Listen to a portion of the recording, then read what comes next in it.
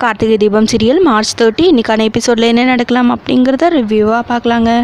யார் அடித்தாங்க அப்படின்னு தெரியாத அளவுக்கு மைதிலி மீனாட்சி 2 பேரும் பிளான் பண்ணி ராஜேஸ்வரியை பெட்ஷீட்டால் போற்றி அடின்னு அடிச்சிடுறாங்க. அதுக்கப்புறம் 2 பேரும் அங்கேருந்து எஸ்கேப் ஆயிடுறாங்க. ராஜேஸ்வரி பெட்ஷீட் எடுத்துகிட்டு பார்க்குறாங்க, அங்கே யாருமே இல்லைனதும் யார் அடித்தாங்கன்னே தெரியாமல் புலம்பிக்கிட்டே வலியோடு அங்கேருந்து ஐஸ்வர்யா ரூமுக்கு வராங்க.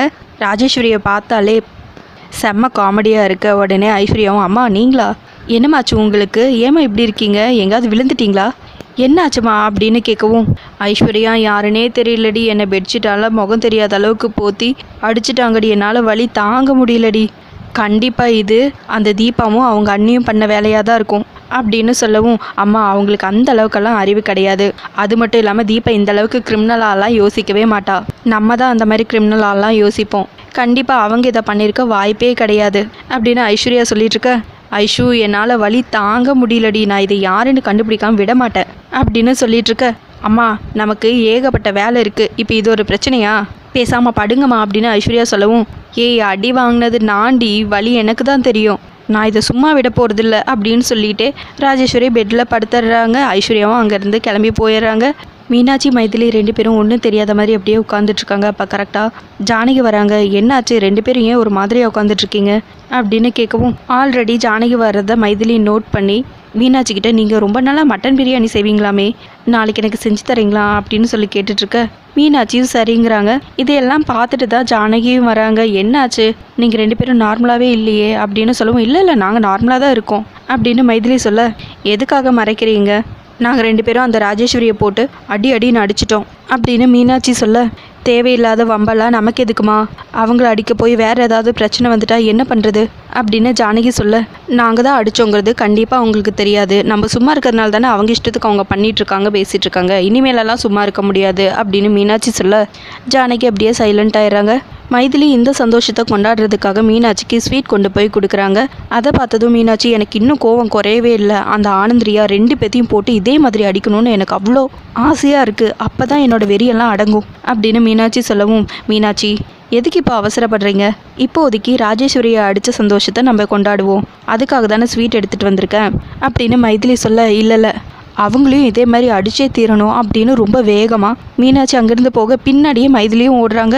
பார்த்தா கரெக்டாக அங்கே ரியா ஃபோன் பேசிட்டு நின்றுட்டுருக்காங்க. திரும்பி நின்று, ஆடு பார்த்தீங்களா தானாக வந்து தலையை கொடுக்குது, இருங்க வரேன் அப்படின்னு சொல்லிட்டு வேகமாக ரூம்குள்ளே போய் ஒரு பெட்ஷீட் எடுத்துகிட்டு வராங்க. மைதிலி மறைஞ்சு நின்றுக்கிறாங்க.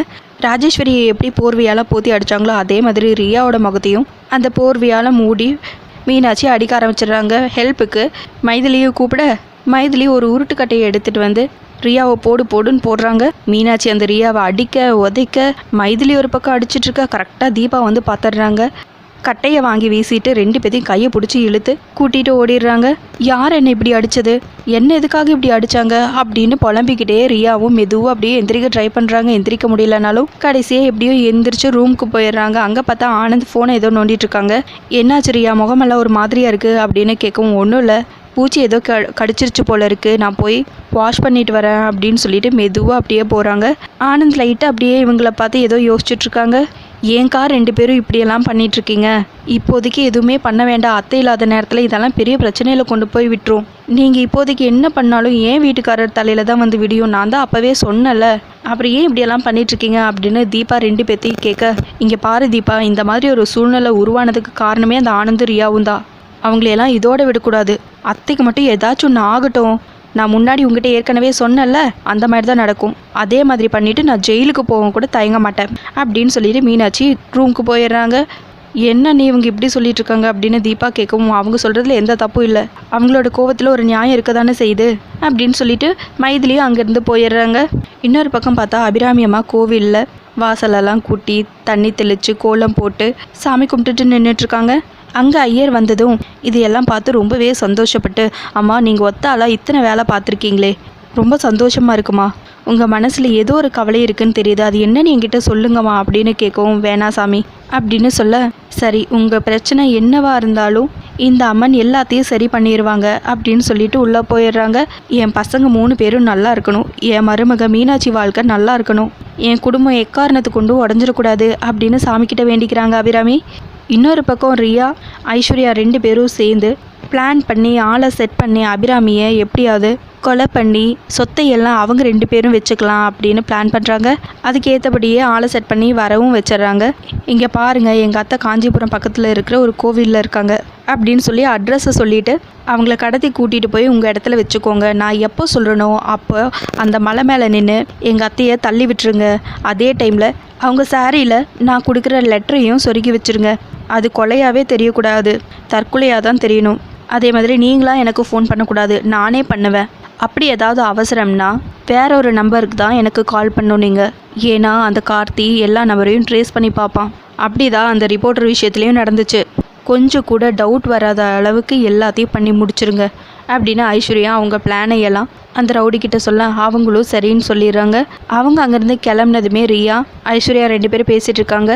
அத்தையை கொலை பண்ணதுமே அந்த சொத்தை 2ஆக பிரித்து நம்ம 2 பேரும் வச்சுக்கலாம். அந்த கார்த்தி தீபா தான் எல்லாத்துக்கும் காரணம்னு அவங்கள வீட்டை விட்டு வெளியே அனுப்பிச்சிடலாம் அப்படின்னு ஐஸ்வர்யா சொல்லவும், சூப்பர்க்கா அப்படின்னு ரியா சொல்ல, நான் உனக்கு அக்கா எல்லாம் கிடையாது, அப்படி கூப்பிடணுன்னா நான் தான் உன்னை அக்கான்னு கூப்பிடணும். ஏன்னா நீ தான் வீட்டுக்கு மூத்த மருமக, நம்ம 2 பேத்துக்கும் கிட்டத்தட்ட ஒரே ஏஜ் தான், அதனால பேர் சொல்லியே கூப்பிட்டுக்கலாம் அப்படின்னு சொல்லிட்டு அங்கேருந்து கிளம்புறாங்க. அடுத்ததாக தீபா கார்த்திகிட்ட வந்து, சார் நான் கோயிலுக்கு போயிட்டு வரேன். அந்த போலீஸ்காரங்க ஷால்வியை கொண்டு வந்து கொடுத்ததும் அதில் இருக்கிற ரத்தக்கரையை பார்த்து கண்டிப்பாக அது அத்தையாக இருக்கக்கூடாது. ஒருவேளை அது அத்தை இல்லைன்னா நான் வந்து கோவிலில் அங்க பிரதேசனம் பண்ணுறதா வேண்டியிருக்கேன். அதனால் நான் போய் வேண்டியதில்லை முடிச்சுட்டு வந்துடுறேன் சார். அதே மாதிரி சீக்கிரமாக அத்தை வீட்டுக்கு வரணும்னு வேண்டிக்கிட்டு வரேன் அப்படின்னு தீபா சொல்லவும், சரிங்க நீங்கள் பார்த்து போயிட்டு வாங்க. அதே மாதிரி அம்மா மனசு சரியில்லைன்னா ஒரு கோவிலுக்கு போவாங்க, அது எந்த கோவில்னு உங்களுக்கு ஏதாவது தெரியுமா அப்படின்னு கேட்கவும், சார் எனக்கு அதை பற்றியெல்லாம் தெரியாதுங்கிறாங்க தீபா. சரிங்க நான் மீனாட்சி அண்ணிட்ட கேட்டுக்கிறேன் அப்படின்னு கார்த்தி நேராக மீனாட்சிக்கிட்ட போகிறாங்க.